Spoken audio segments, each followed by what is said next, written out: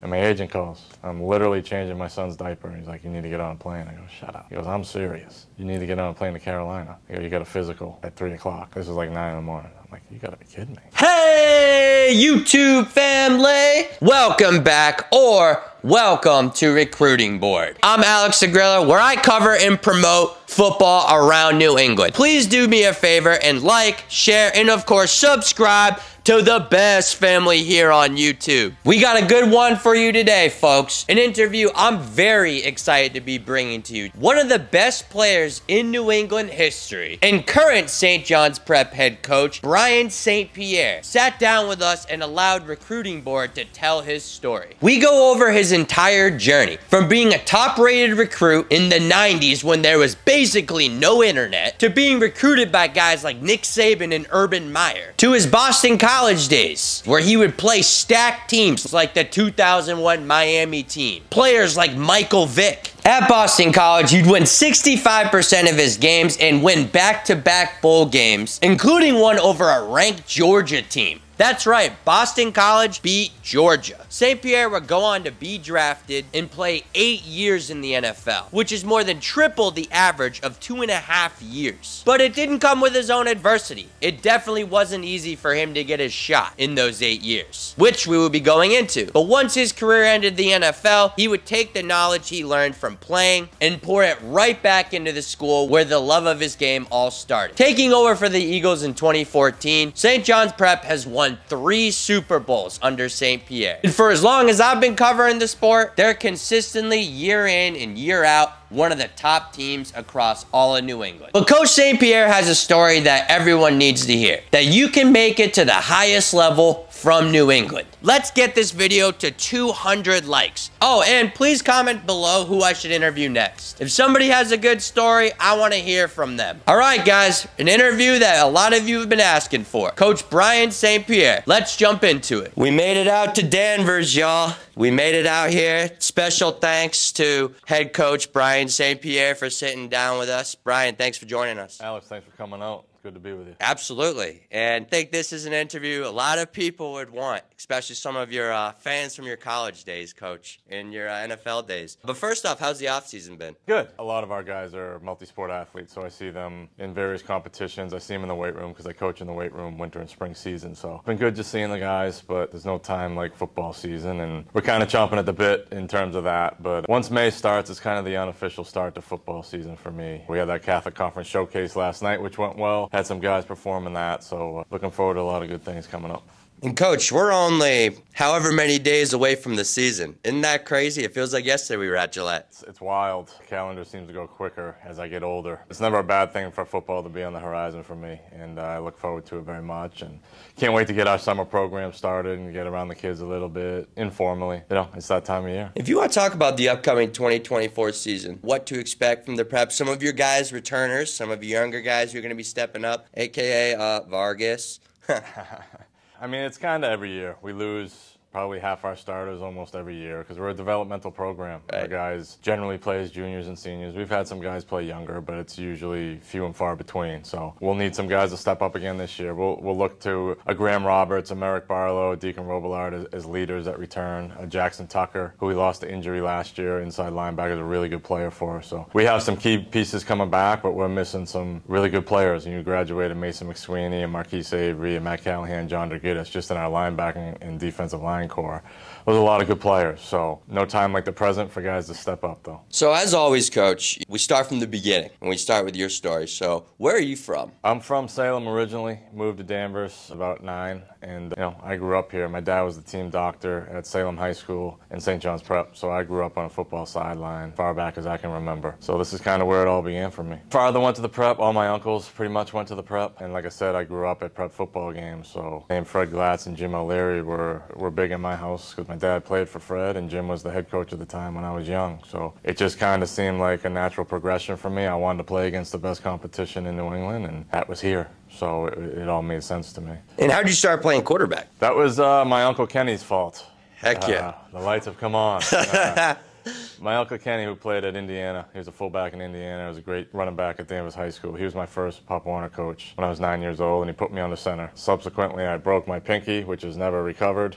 because I took a snap without ever having to know how to take a snap and busted up my hand pretty good. But that was the start of my foray into being a quarterback, and it never stopped. And when did you know you wanted to coach? I think as my career went on in the NFL, the natural progression for me as to what I wanted to do with my life, it revolved around coaching. Wasn't sure what level. I had opportunities when I was first done playing in the NFL, but having 2 young kids at the time and a young family, I kind of lived that life of moving around a lot. I wanted to settle down and have roots, so we brought it back here, and I took 2 years to just kind of help my wife raise the boys. We added a 3rd child, so it started to get real busy. And, you know, St. John's have been asking me for a couple of years now to take the reins, and I kind of been putting it off because I wanted Coach O'Leary to go out on his terms. But the time had come. I couldn't do it anywhere else at this level, but at this level, this place is special to me. I'm highly invested in it, and it just made a lot of sense. So you were never like an assistant? I was an assistant on Jim's last year. And then basically transitioned to being the head coach. Correct.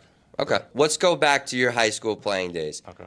Give me the landscape of the MIAA during that time. Who were the top dogs? In the Catholic Conference, it was us in Zavarian competing for league titles every year. BC High was always good. CM was not as good as they are now. MC was actually very good back in the day. When I first came in, Tim Hasselbeck was a quarterback at Zavarian. James Perry was the quarterback at Malden Catholic. There was a guy at CM. All of them went Division I. I started as a freshman, and they were all 2 years older than me, so there was a ton of quarterback talent at the time in the conference. And then you had your traditional public school powers, which was Brockton, Everett, New Bedford, Barnstable, Bridgewater Raynham. They're all really good teams. So Central Catholic was always really good. A lot not dissimilar to now. Some of those schools not as much, but I mean, they were all on our schedule. I know that, and that was part of the appeal of coming here. It was you were going to play really good people. And who were some of the best players you faced during that time? Because 24/7, all that wasn't around back then. Yeah, I mean, I think back my freshman year, we played against a team, New Bedford, who at the time had it rolling. They were back-to-back state title teams.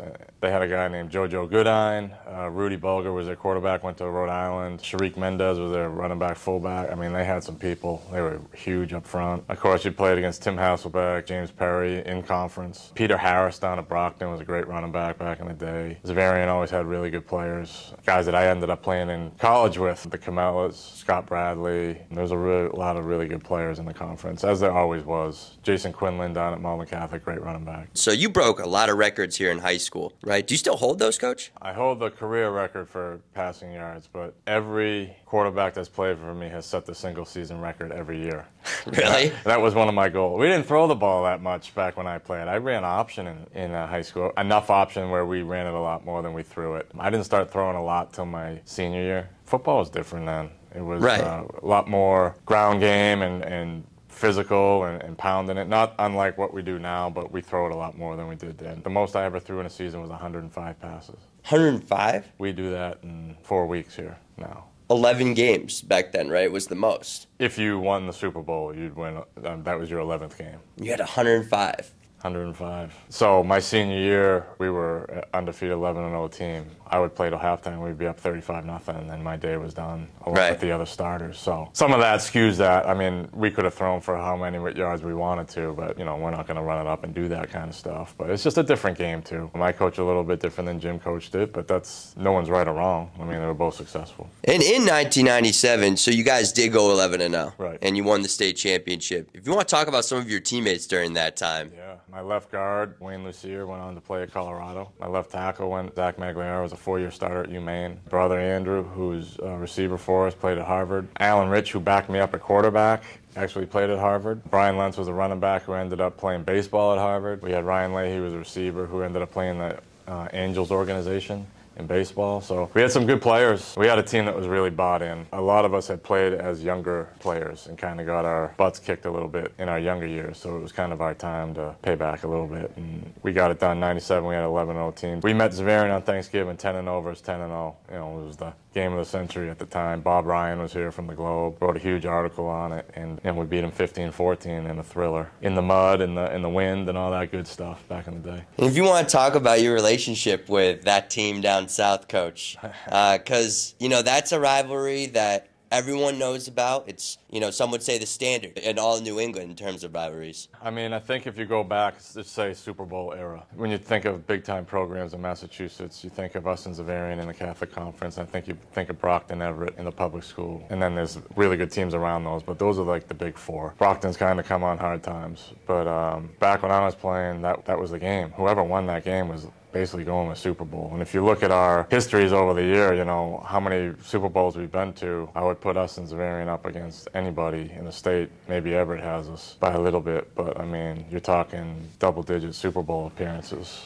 It's in a lot of championships. So it's the gold standard within our conference, certainly. CM has become, obviously, a very, very good team. BC High is always good. Malden Catholic and St. John Shrewsbury are improving. You know, and the Thanksgiving piece added to it. That's changed a little now with the new format. Thanksgiving is not what it used to be. I mean, I still love it. I think the old heads, the traditionalists still love it, but it's definitely changed. It's not the same. That game used to mean everything. Yeah, because if you lost that game, you weren't in the state championship game. No, because you lost your conference, and usually it was between us and Xaverian every year. Whoever was winning the conference was going on. I mean, my senior year, there was well over 10,000 people at our game. You couldn't see land. It was just heads of people everywhere around the field, around the bowl here. I'll never forget it. I mean, I played at the highest level, but it's still one of the most memorable games I've ever played in. The enormity of the event. I mean, there was the Boston Herald, I think Danny V started a countdown in August. Wow. Like days until St. John's and Xaverian meet. So there was that build. There was just an inevitability that we're both going to be really, really good that year. And we were. Like, we played the same teams. We'd beat the teams by the same score. Like, it was wild. Like, they'd beat Brockton one week 33-8. We'd beat them 35-8 the next week. Like, it was wild. And they had really good players. We had really good players. It was just the inevitability of what was coming.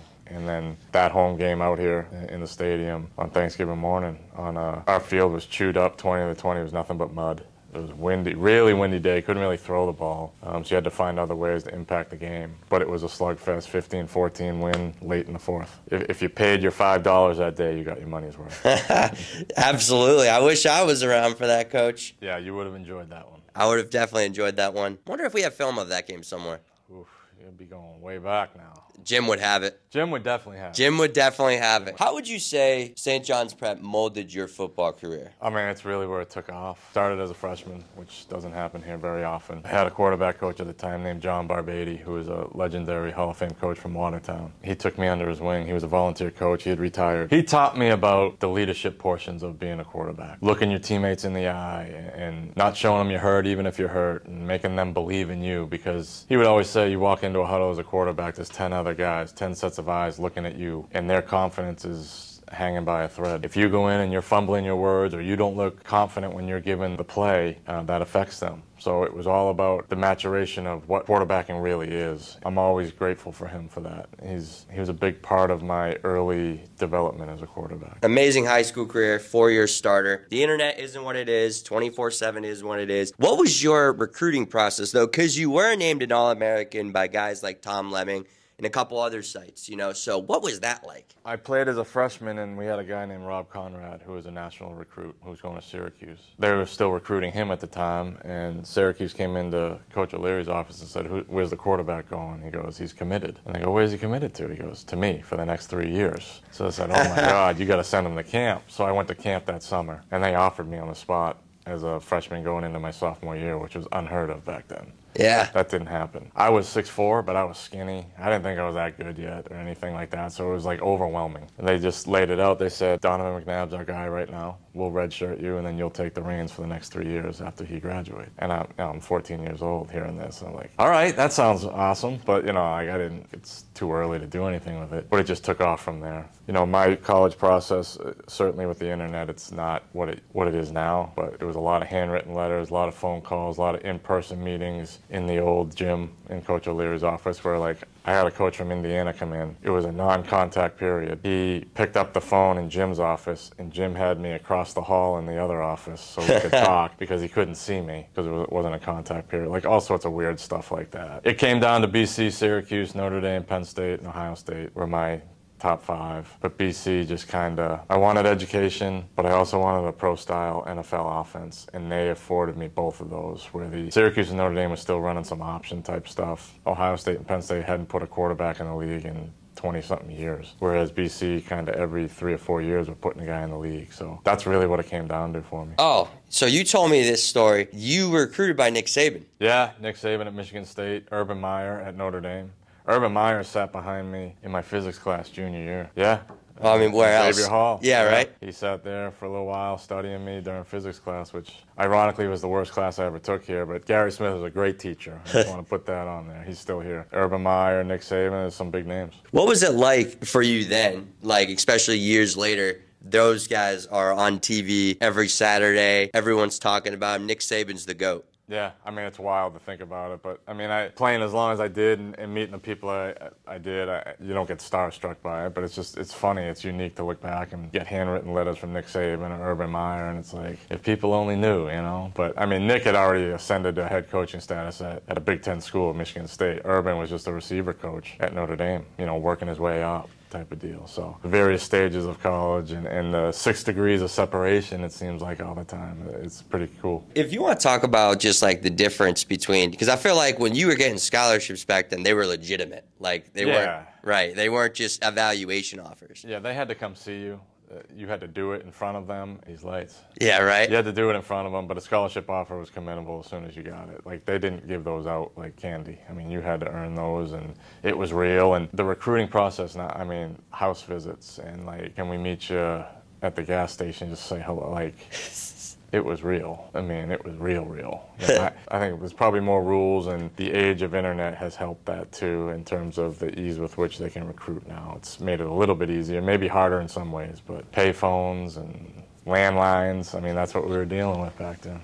So Prep has a rich history of coaching. Specifically, not even to mention the athletes, right? Yeah. So you got obviously you, then you got Bill O'Brien, Brian Kelly. What it makes it so special here to where these athletes and coaches are being produced? There's something to a rigorous Catholic education that I think appeals to families, certain families. And I think things change all the time, but I know my family wanted me here. I'm not going to speak for others, but I think that rigorous Catholic education matters. And then if you have aspirations athletically, this was the highest level around. So you kind of couple those two things together. It makes sense why a lot of people come here. And then you come to the campus and you see it, and it's just, it blows you away. It's a beautiful, beautiful place. I mean, I grew up around it. I still walk the campus sometimes, just like I'm so fortunate to be at a place like this. And we have a great administration. We always have. We've always had great leadership. There's just a lot of good that comes out of this place, and there's been a lot of very impressive people that have come out of this place. We go now to BC. You know, you mentioned that you basically picked them because of the offense. What was the landscape of BC and the ACC at that point? Back in that time, like you said, it's kind of funny to think they had produced more quarterbacks than Ohio State at that time. Yeah, I mean, it was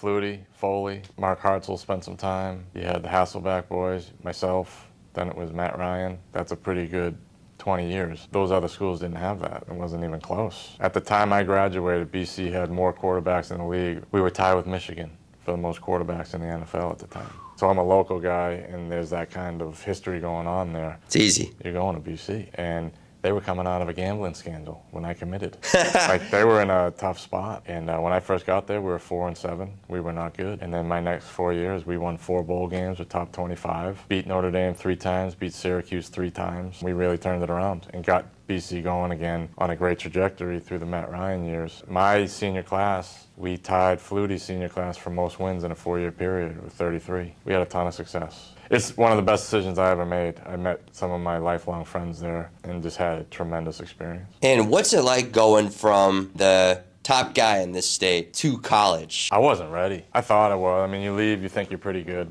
You had a lot of offers, and I'm a pretty humble guy, but I thought I was pretty good walking in there. And I didn't know anything. I didn't know anything about running a pro offense. I ran freeze option in high school.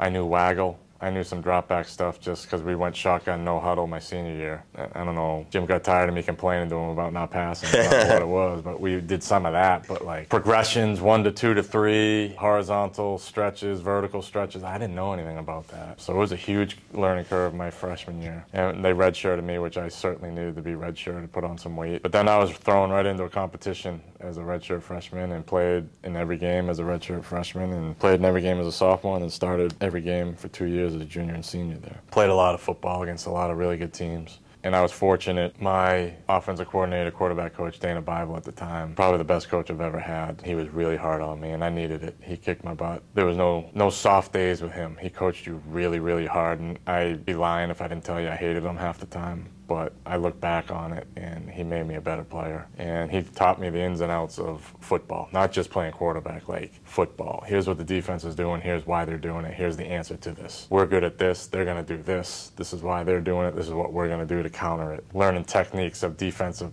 people. And I knew everything we were doing on offense, but I knew everything they were doing on defense pretty much too. And a lot of that was just all the hours I spent with him, off season, in season, over the summer, all of it. So it was your third year you became a starter?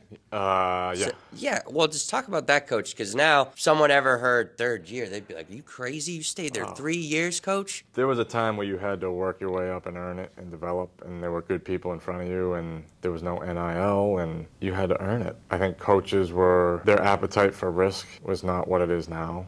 You played older guys because you trusted them. You had to earn the trust of people. I played as a freshman, which is a miracle when you consider our head coach, Tom O'Brien. He's a great coach. Did an unbelievable job at BC, but he was very much he was a military guy. You worked your way up. But he played me as a freshman, played me as a sophomore to get me ready. But it was very much a pecking order system at BC. In a lot of places. Most kids weren't ready to come in. And if you did play a freshman at that time, you probably weren't going to be very good at quarterback, unless your name was Michael Vick down at Virginia Tech.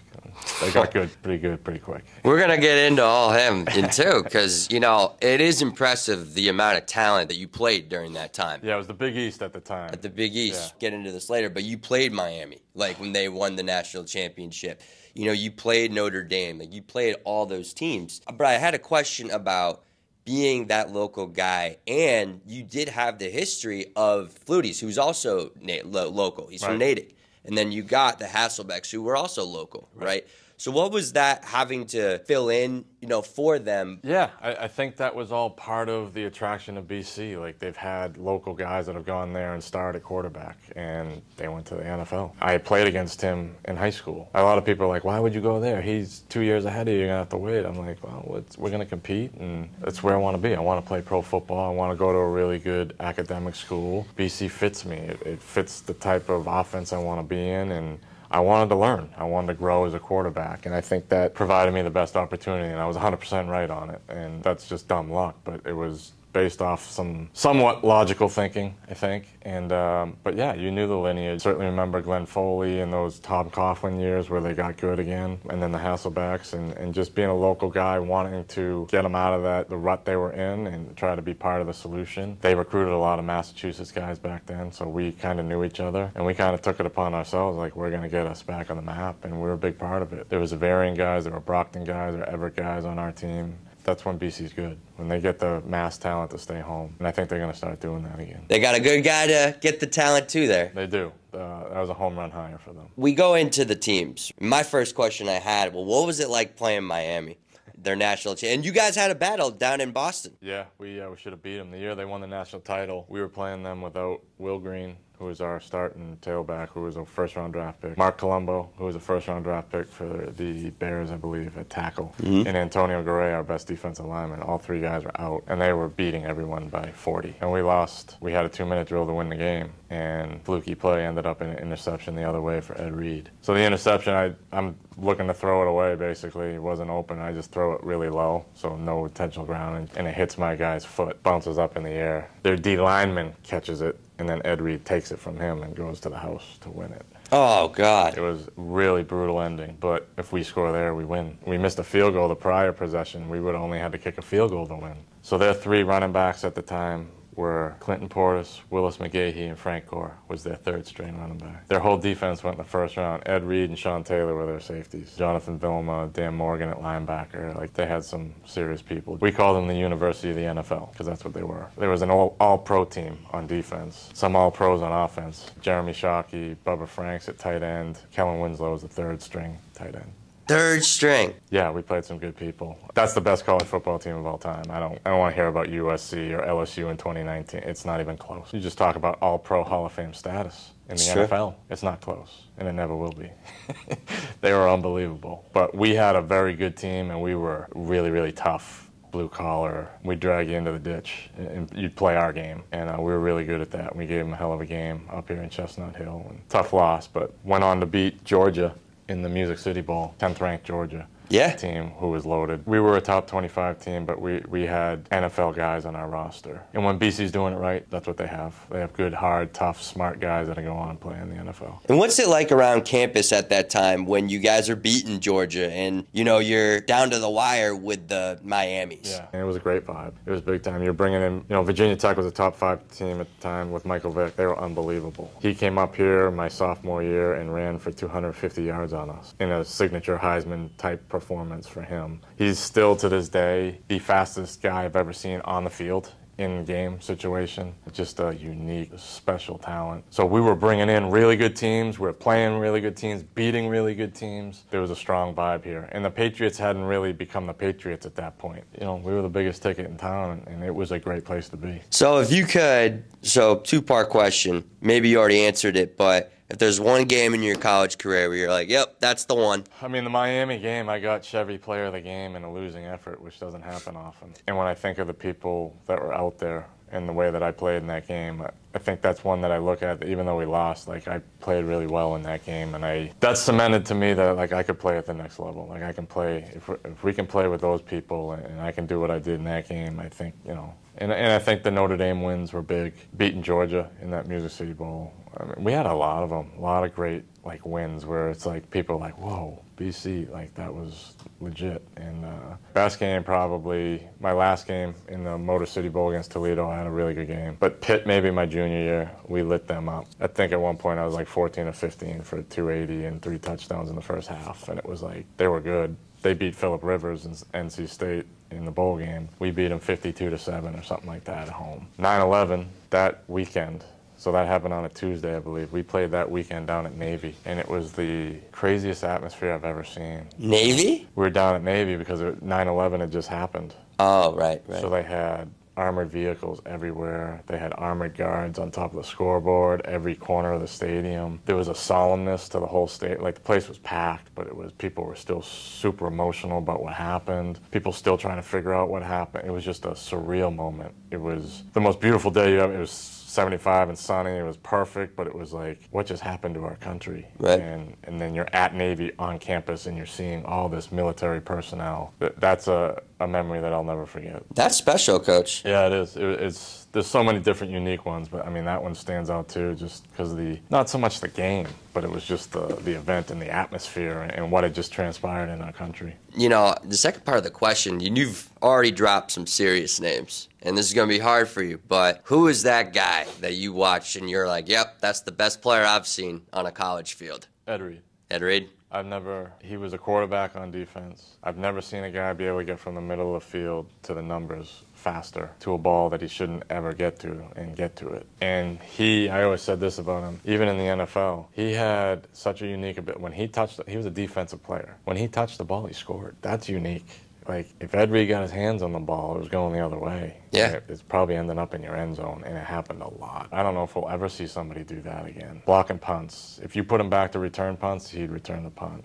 Like, he could do all that, and he was so smart. And then I ended up playing with him in Baltimore. Yeah, in 2005. Yeah, and playing against them with Pittsburgh, and like, he's the best football player I think I've ever been around. Such a competitor, leader. Like, I know, like, it felt worse going against him because he's such a good player, but that year I was with him, like, wow, we have the best player on the field. I mean, he's that good. Did you have a relationship when you were with him? Like, did you say, like, hey, man, you picked me off? I mean, we remembered each other, certainly. Yeah. He never picked me off. He ripped it from the guy. So. But, no, he remembers it. We had so much shared experience in college. We came out a year apart and then played in the league at the same times. And Pittsburgh, Baltimore at the time, I mean, you want to talk about rivalries. I mean, we'll probably get to that. But, yeah, so we had a lot of shared history. So now it's the NFL draft time. Did you consider leaving early your junior year? No, I mean, I got a grade. My grade was they had me as a top 7 QB in the country, ended up being what I was coming out, so it was pretty accurate. So it was more confirmation that I need to have another good year to solidify my draft status, to try to achieve my dream. So I just started to work on that type of stuff, and that process was unique. It was interesting. I was wondering how you prepare. My last game was, I think, New Year's Eve. Came home, closed up shop at BC, said bye to my buddies, went home for like 2 days, then got in a plane and went down to Covington, Louisiana to go train for the combine. Go from Danvers, Massachusetts to Covington, Louisiana. Yeah, with an accent that's pretty obnoxious. My agent, that's where he sent his players to train with the guy he said was the guru at the time. So I'm in the middle of a swamp in Louisiana doing ungodly things in nature and like all sorts of weird workouts. I mean, it was...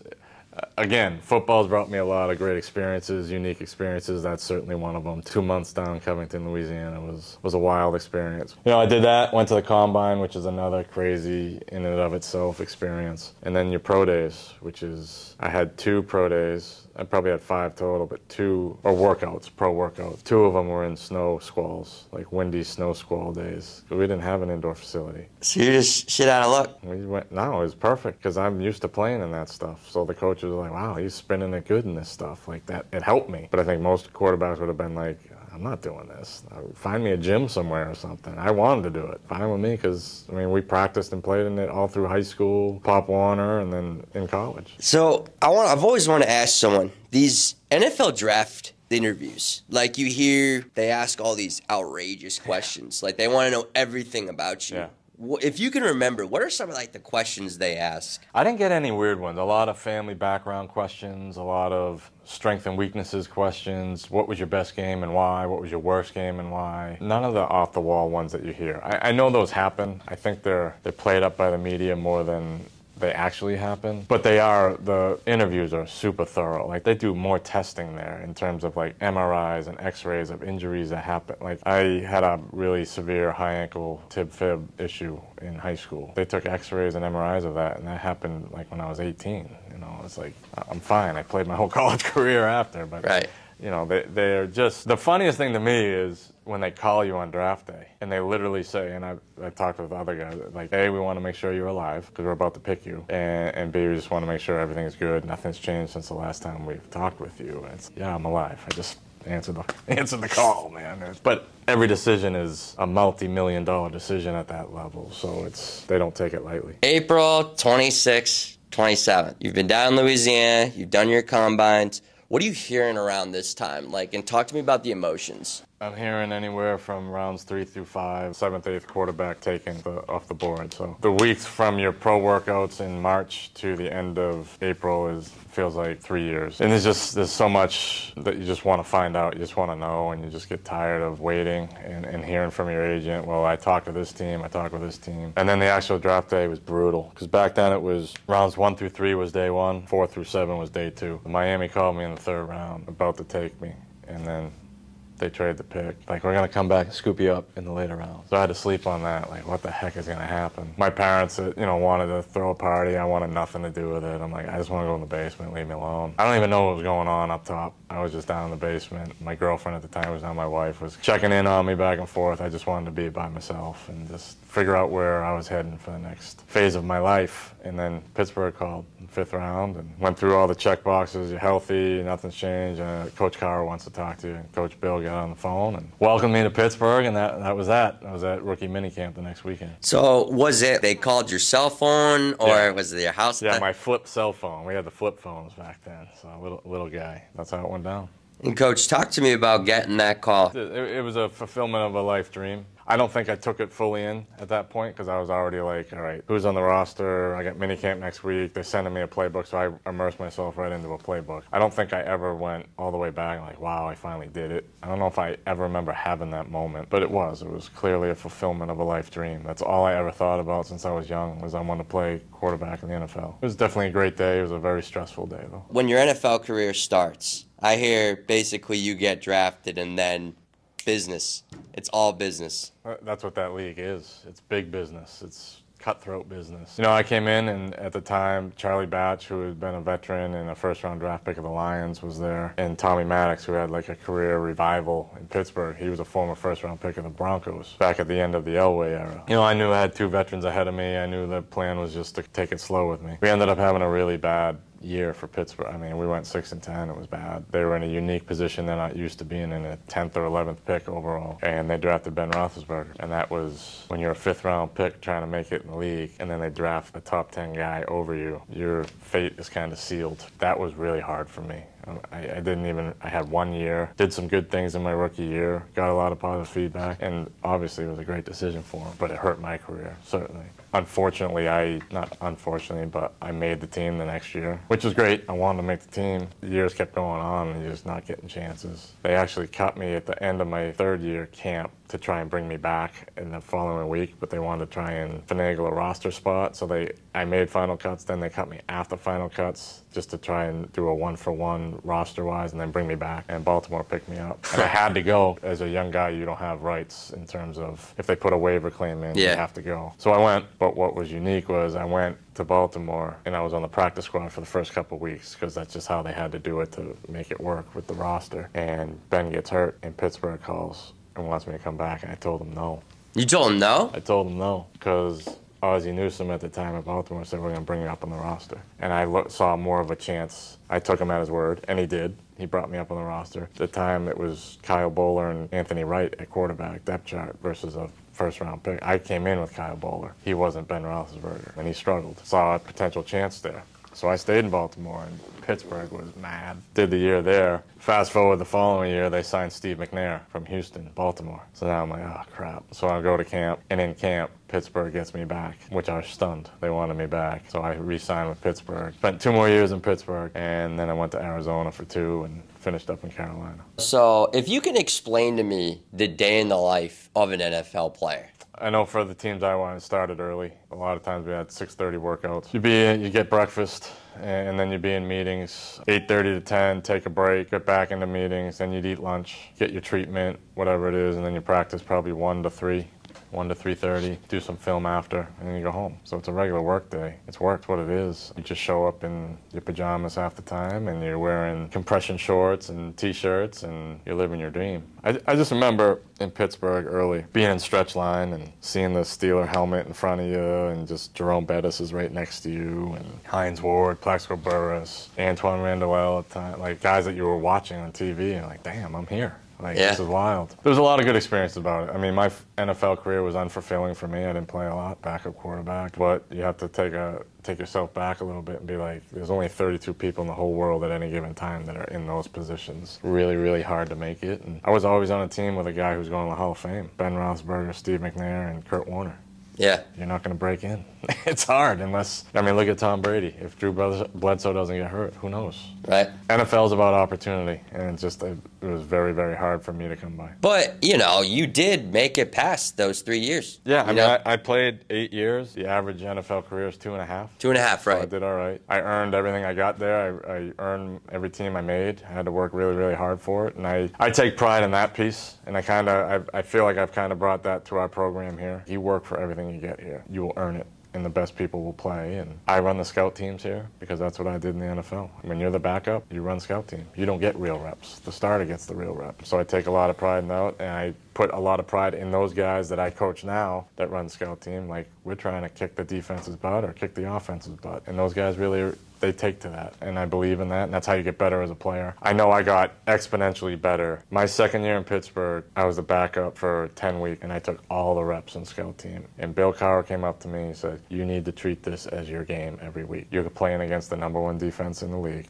every day in practice. And I took that to heart, and it got me so much better. When you're playing against Troy Polamalu, James Harrison, Joey Porter, James Farrier, like really, really good players. Dick LeBeau was the DC. So I'm getting to go against his defense in practice every day and picking his mind on, Coach, why do you do this? And he was so gracious with his time with me. I learned so much from him. Those kind of experiences, you can't put a price tag on. Dick LeBeau is one of the greatest defensive coordinators ever, and I got to spend 4 years with him. Go against his defense and kind of see how he saw the game, and I wouldn't trade that for anything. And, you know, obviously, I know you and the people who know you, you're not walking around thinking, you're better than anybody or whatever. But what is that like when you are one? Because you do have to be a little bit guarded. Not everyone's your friend. Yep. Especially when you come up around here. Like, you're a professional athlete, you're seeing your boys, you're in the NFL. Yeah. What's that like? Well, around here it was tough because the Patriots had taken off, and I play for the Steelers, so that makes you pretty unpopular pretty quickly. I have my tight unit of friends and family, and I kept to that. I keep a low profile. I'm not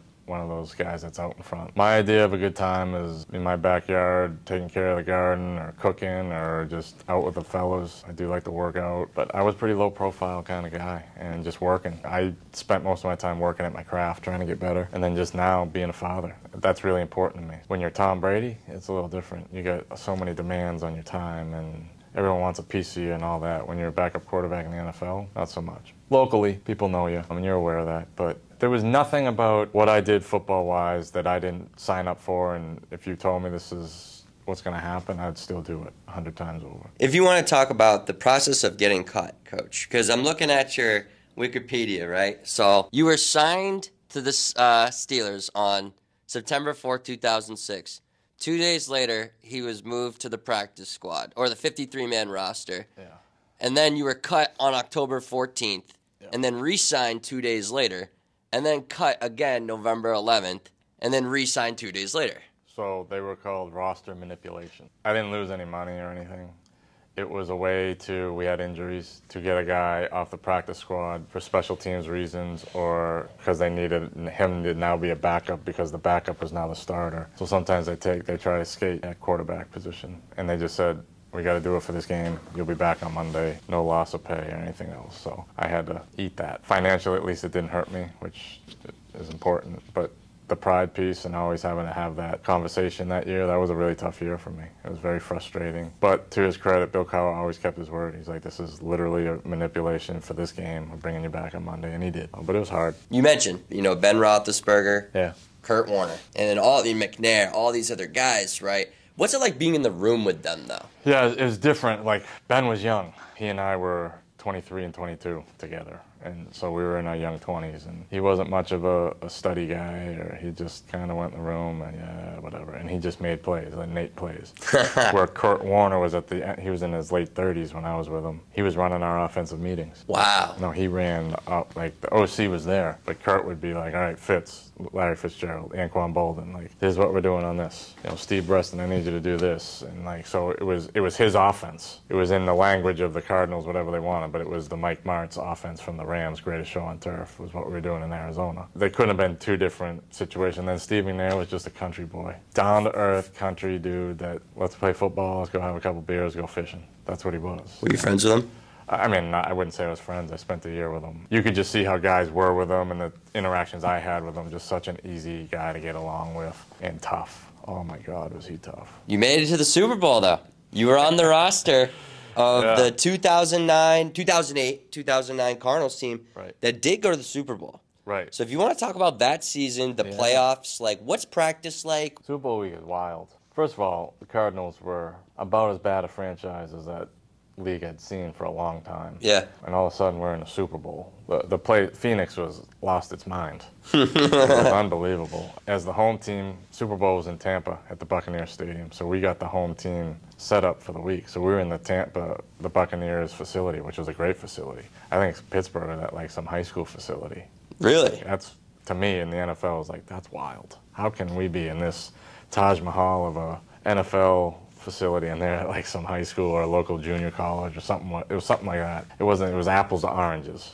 We had a great week. The media day was everything you thought it'd be. And then the game itself was one of the greatest Super Bowls of all time. Came right down to the end. Ben made a great throw. Santonio Holmes made a great catch. But it was an up and down, back and forth game. A lot of big plays. Again, 36 seconds or whatever it was left. You're that close from winning. My family was all in the stands. They were literally gathering all the Cardinal families to come down for the field for the celebration. And as they're doing that, Pittsburgh scores.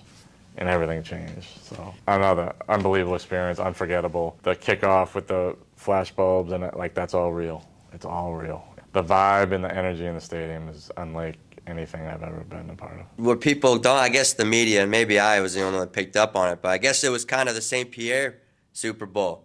You got your old team, and you got the Cardinals. So what was that like to play against the Steelers? Like, were you happy for Ben? A lot of guys that I was very friendly with over there, so no hard feeling. It was just, to me, it was just like, this is so my life. We get to the Super Bowl and then we're playing the team that drafted me. What's funny, ironically, is Pittsburgh went to the Super Bowl in 2005, which was the one year I wasn't with Pittsburgh. I was in Baltimore that year. And that was the year I told them no, that I didn't want to come back. And they won the Super Bowl that year, too. It's just such a so my life kind of moment. It was an awesome game. I had great friends on both teams, so it's like, and when you're the backup, like, it's different. When you're not playing in it, it's tough. I mean, you're staying ready, but obviously if you're in it and you're playing in it, it's a little bit more meaningful. Take pride in being there, certainly. I mean, you're proud of your team. You're proud to be a part of that team. Nothing bad. I just mean I started every game in high school and I played in every game in college. So NFL, like, it was hard. Just wondering if you're ever going to get a shot, never getting shots. Like, Sundays were very empty for me. But obviously Super Bowl is a little different. The playoff games are different. I mean, there was definitely a sense of accomplishment that you're a part of a really good team that was in the Super Bowl and being there. But I wanted to play, man. That's why I did it. You know, I wanted to play, but at quarterback, I'll tell you this right now. In 2004 at Pittsburgh, my second year, I was a backup L2 on kickoff. Oh. I talked my way into it, and I practiced kickoff and did it anytime we did kickoff in practice, I did it because I just wanted to be on the field. Yeah. If Coach Cowher said, hey, put on 30 pounds, we're going to put you at like tight end, I would have done it. I wouldn't have been good enough to play anywhere else for quarterback in the NFL, but I just wanted to play. But other than that, it was still a great experience. Let's talk about the game you did play in. November 2010, Coach. Yeah. So you get a call, but you need to give the audience some preference to this. Because I hear when you get the call, you're chilling, not doing anything. Well, I was doing something. There's something, right? I was wiping my son's rear end, changing his diaper. So it was the first year, 2010, I didn't go to a camp. I was like lost. I didn't know what the heck, like my career was ending. You know, you don't ever end it on your terms unless you're like a really great player. Usually most guys don't, but I was like, wow, I'm like my first summer, fall without being a part of a team. Like literally. You just didn't get a call? Yeah, it was just my contract was up in Arizona. They drafted a guy. They asked me to come back. I'm like, nah, I'm going to wait. Had a couple workouts, couple phone calls, but it just didn't work out that way. And then here I am in October saying, like, what am I doing? And my agent calls. I'm literally changing my son's diaper. He's like, you need to get on a plane. I go, shut up. He goes, I'm serious. You need to get on a plane to Carolina. I go, you got a physical at 3 o'clock. This is like 9 in the morning. I'm like, you got to be kidding me. He's like, your flight takes off at 10:15, be there, whatever. I hustle at Logan Airport, tell my wife, like, hi, bye, see you later. I don't know what's happening, I'll call you. Fly down there, they give me the most ridiculous physical of all time. They're like, yep, you're upright, get on the scale, yep, you look like you're in good shape. Okay, good. Okay. And then they rush me over to practice, they put a playbook in front of me. I sign a contract, they put a playbook in front of me. And this was on a Thursday. I go to the Friday walkthrough, and I fly down as the backup when they played Tampa down there. So I was the backup to Jimmy Clausen with not any practice under my belt, one walkthrough. Fly back home. Sunday I get a call Sunday morning from John Fox. You need to come in. You're starting this week against Baltimore, the #1 defense. Again, another team you played. Right. I knew more guys on Baltimore than I did on, I just got to Carolina. Said you're starting. So I was literally doing coaching hours that whole week. Breakfast, lunch, dinner. I would leave the facility a little before midnight, rinse and repeat to learn the offense. And I go in to that game against Baltimore, was the #1 defense in the league. And I knew their whole defense by name. They knew me. I didn't know anybody on Carolina except for Jordan Gross, who was a left tackle, and Ryan Khalil was my center, and Steve Smith. That's all I knew. And we were a bad team. But at one point in that game, I threw the second longest touchdown pass in Carolina Panther history and cut it to, I think, 20-16 in the fourth quarter. So that was a big play for us. You know, we just couldn't stop them, and then I ended up throwing a pick 6 to Ray Lewis and a pick 6 to Ed Reed in consecutive possessions to essentially end that game. I like to say, like, I had 3 touchdown passes in that game. 2 went to Hall of Famers, and Ed Reed and Ray. You know, one of them was a hot route that I knew they were coming. I knew Ray was going to come over, and I yelling at our tight end, who I didn't even know his name as a rookie. They're coming, break in front of his face, and he's just giving me the, oh, okay. And he didn't break in front of his, I was throwing a slant. He broke out, and it hit Ray right in the chest. And then the last one was just desperation, because we were down so much. So I largely played pretty well. Again, a wild experience. Like, that was my, like, I don't know if you're a Rocky fan, but like Rocky, when he gets his fight versus Apollo in the first one, he's just kind of walking around the streets wondering how the hell he got there. That was me that whole week. It's like, how did this happen? How am I in Charlotte? How am I playing for the Panthers? I don't even know anything. I have to learn an offense in a week. And oh, by the way, you're playing Baltimore. But wouldn't change it. It was awesome. It was a great experience. I met a lot of good people in Carolina as well. John Fox is as good a human as I've played for as a coach. Like, just a really good guy, guy's guy, player's coach, cared about his players. Nervous is probably an understatement. I wasn't. It was weird. Were you ready? I'm not going to say I wasn't nervous. I was excited, though. I had prepared my whole life for it. I knew I could play in the league. I just never got chances. I just said, what do I have to lose? Everything was stacked against me. And it's a bad team playing against the best team in the NFL, and you have literally 3 practices under your belt. Just go out and wing it. Sling it around, see what happens. And I had fun. I got knocked around. They sacked me a bunch. They were good, but it was ball. And they're hitting me, picking me up, laughing. Like, I remember walking out. I was the captain, going out the captains with Ray Lewis. He goes, I can't believe they're doing this to you. How could they do this to you? I'm like, Ray, I'm good. I'm good. I'm good. So it was one of those deals. It was unique. And that was your last game, Coach. That was it, man. Did you decide that? Did you just say, you know what, we're good? No, I tore, in that game, I tore a muscle in my shoulder on the touchdown pass. On the touchdown pass? I'm shaking out my shoulder, and my arm's still like shaking, and it wouldn't stop, and there's a lot of pain, and the pain started to come on after the adrenaline of the play kind of stopped, and I played the last quarter and a half with basically a torn. It was in where your lat inserts into your shoulder in my throwing arm, and that kept me out a couple weeks, and then I served as a backup the last 4 weeks of the season. So it was an inauspicious ending again. What are you gonna do? Well, here you are. Yeah. And just to round it out, and I got a couple more, it's just you hang up the cleats, but what did you initially start doing? What I initially started doing was I was a stay-at-home dad with my wife, raising our 2 kids, soon to be 3, and I did radio for BC football. Radio for BC football? Yeah. Sideline. Did radio, quickly found out didn't want to do that. Being that close to football and just being on the media side of it, no disrespect, was not enough for me. Like, I needed to be in it. Yeah. I knew I was a coach at heart, but I didn't want to do the whole thing with my family, like either getting hired or fired every 2 or 3 years in college or the NFL. And I had opportunities. St. John's subsequently had been asking me for a couple of years. Finally decided this was a great compromise. I wanted to do it, and it's the best decision I ever made. Was it hard having to hang it up? It wasn't my decision. I got hung up. They take the ball and the jersey away, and you gotta go home. NFL football is a very cutthroat, cruel business. I got to do it for almost a decade. That's longer than most people. 2014 rolls around, and you become the head coach here. And what was that moment like, addressing your team for the first time? Do you think it was fitting? I don't know if fitting, it just felt natural. I'm a football guy. Coaching came very naturally to me. I know a lot of people didn't think I was ready. I was ready. I was more ready than people could imagine. What I wasn't ready for was the fact that I was going to open up at Bridgewater Random against Dan Buron, go to Brockton against Peter Colombo, play Central Catholic against Chuck Adamopoulos, and then get Everett, John DiBiase my first 4 games. Those are the 4 head coaches I got to go against. You're talking 4 of the best. Then you had Charlie Stevenson in conference. You had John Bartlett in conference. I had to go against Coach DiBiase twice that year, Chuck Adamopoulos twice that year. Like, our schedule was brutal. And you're talking about the best coaches in Massachusetts. So it was trial by fire. We had a great year. We went 8-3. We only lost to Zavarian and Everett, who both went to the Super Bowl and beat, well, I think Zavarian won. We had a really good team. I remember it vividly, and it just cemented what I already knew, is that football coaching is what I am. Being a mentor to these guys is important to me. Football is important to me, and the school is important to me. So all those kind of come together, and it was a perfect fit. And what did you learn being a head coach in your first year? I knew all the X's and O's stuff. Like, that was none of it. It was more about how important it is to get the investment of those kids, to buy in, to believe in you, the trust, and then to play for each other, to play really, really tough. They bought it from day one. And I don't know if that's just because of my background. I don't know. They bought into the fact that we as a staff really cared, and we're going to work a certain way. We're going to compete a certain way, and there are expectations here. But I'm going to help you through it. I played here. I know it. I know what it's like. My doors are always open. Come see me. But time to go.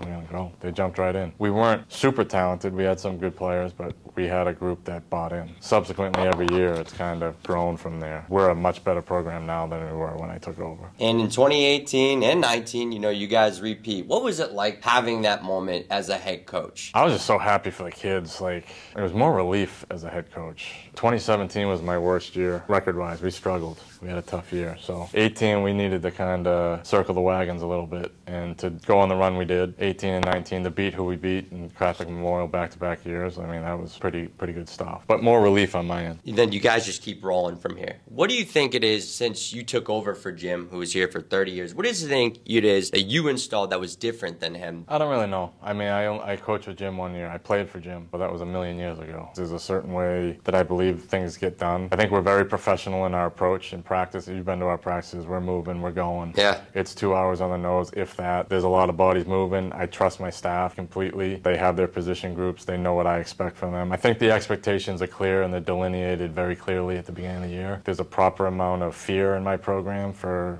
getting me mad in a good way. There's a standard here, and that's what we talk about all the time. There's a standard that we need to meet. That's the goal every year. It's not state championships, it's the standard, because if you're meeting the standard, you're probably going to find yourself in a good place. Won 3 as a coach, and then you won 1 as a player. Which one's special, Coach? They're all special. The one as a player is so different than the coach.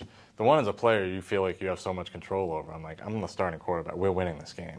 Like, I could tell Coach, we're winning the game. There was no chance. As you're a coach, you don't have that feeling. Like, you're hoping, you feel like you definitely have a chance. You feel good about it. You're still trusting 16, 17, 18-year-old kids to put forth the plan and play well. The best I ever felt was going into the Springfield Central one, which people don't believe me. We knew we were going to win that game, and they were awesome. They were really, really good, really well coached, super talented. People didn't realize how good we were.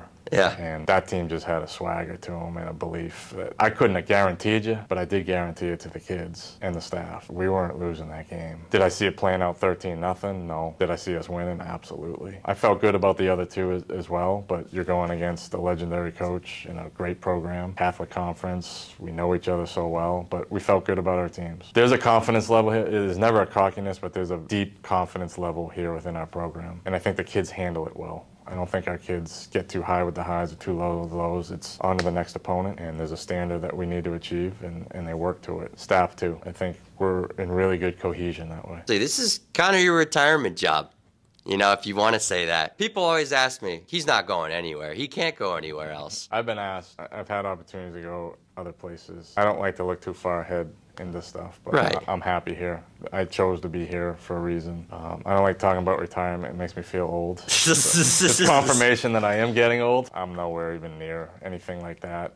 I'm living in the moment right now with our program. I'm still pissed off that we lost last year and how it ended. So getting that taste out of my mouth and looking forward to this year. And my favorite part of it, building of a team every year, the construction of a team, from the staff to the players and how we come together. Like, that's my favorite part. When August rolls around, like, that's Christmas to me.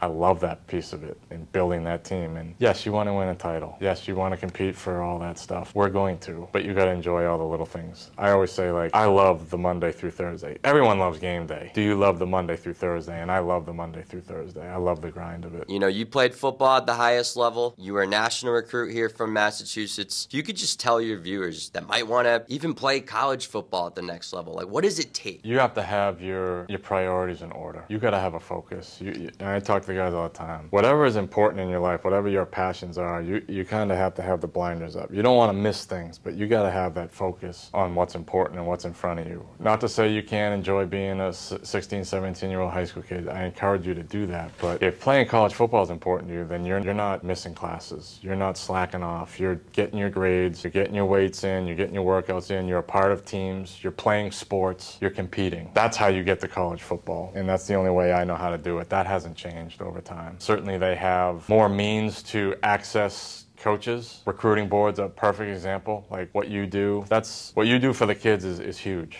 And for them to have those kind of things in their life, that's so big. New England Football Journal does a great job. Like there's so many media outlets that cover us and cover high school football around here. We're spoiled, but it's all good stuff for the kids. You know, so if college football is something you want to do, it's out there in front of you. But you have to have your priorities in order, and it has to be a very laser-like focus for you. And lastly, Coach, do you want to shout out your friends and family and those who influenced you in your career? Shout out to my friends and family, especially my wife and my kids who support me and let me do this for a living and deal with the ups and downs of being a head football coach, but they're great. And shout out recruiting board as well. Thank you, Coach.